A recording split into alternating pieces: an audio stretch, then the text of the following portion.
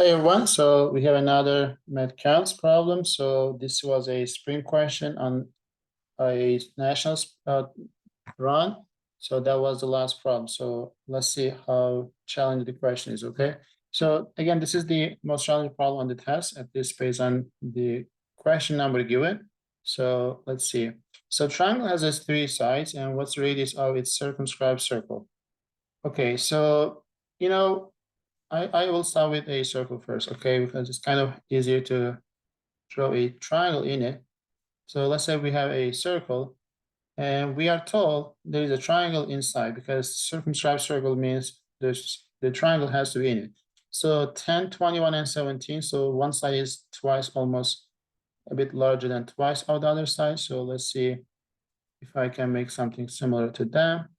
So maybe something like this. Again, I don't really know how that will be look like actually, but let's actually try and see to see if we get something nice, okay? So let's assume this is my figure, and this is 10, and this is 17, and this is 21. You know, we want to find the radius for sure, but at the same time, we do have all three sides of a right triangle, a triangle. So which reminds me of Heron's formula. If you don't know about the Heron's formula, it's good to know. The area of the triangle ABC is equal to the semi-perimeter of the triangle, which is 10 plus, maybe I should write S first. So semi-perimeter is just some of those guys and take the half. So 10, 17, and 21 divided by 2, that's 38, 48, 24, okay? So that's 24, and then you subtract each side from 24. So 24 minus 10 is 14, 24 minus 17 is 7, 24 minus this 21 is just 3. And when you take the square root of that product, that will give us the the area of the triangle, which is called the Heron's formula, okay? So, you know, I have 7, and then this 14 has a 7. I can pull those as 7. And then I have 24, but you know, 24 has like 4 in it. So I can pull that 4 as 2. And there is a 6, right? And then there is a 2 left over here. And then there's a 3 right here, which is 6. So 6 times 6 will be 6. Again, if you don't like doing this one, so you can try some other ways to pull these numbers out of the radical, which will be 84. Okay. So that's 84, which is my area. So, you know, the area is given. Maybe we can try finding the area. I mean, the height of the triangle. So let's try and see if that will help us. So you can maybe drop the altitude from A to B, C, because that's reasonable usually. And you can try using the Pythagorean triple because 17, 10 looks like some triple. And then 10 has 8, 6, and then 17 has 8, 15. So maybe this side is 8, and that is 6, and that is just 15. As you see, that's 21. So that looks like this is a Pythagorean triple.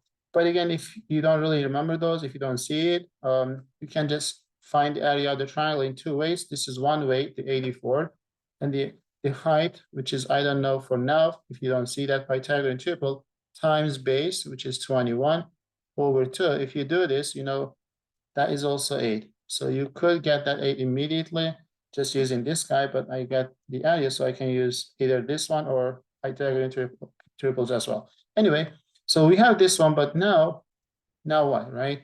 So keep in mind, you know, we are looking for the radius of the circle. So maybe the center is somewhere right here, even though I don't really know if my figure is accurate enough. So I need to find some way to find a relation between what we have and the radius or the diameter.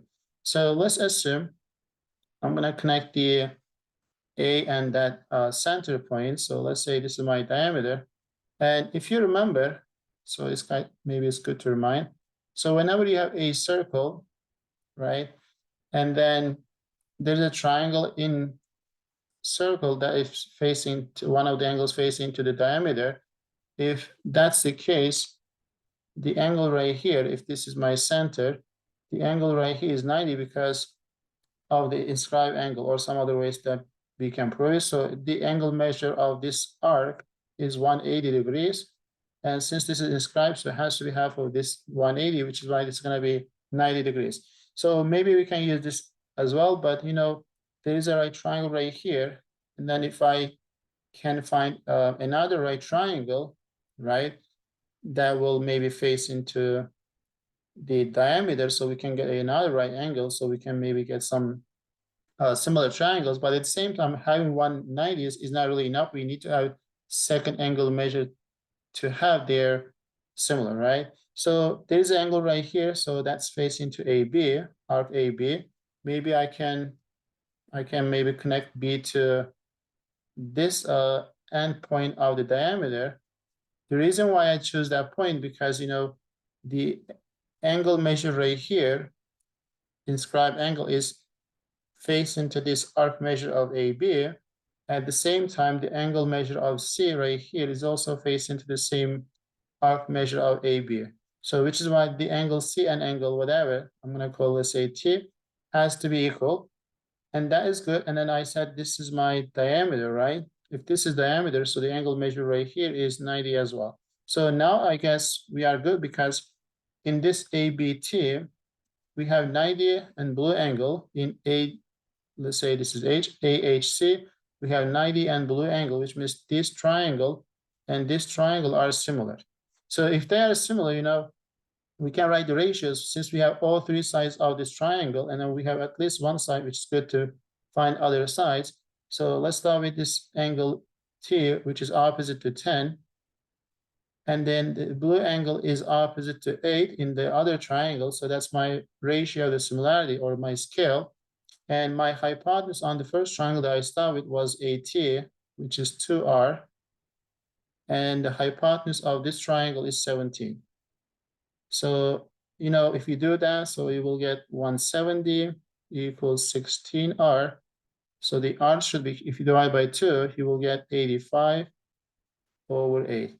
And that is actually something we were expecting. So that's actually my answer, okay? So 85 over 8. So you can try some other ways. This is maybe one of the ways that I feel comfortable doing it. So if you see some other ways, so please share with me as well, okay? So I'll see you in the next video.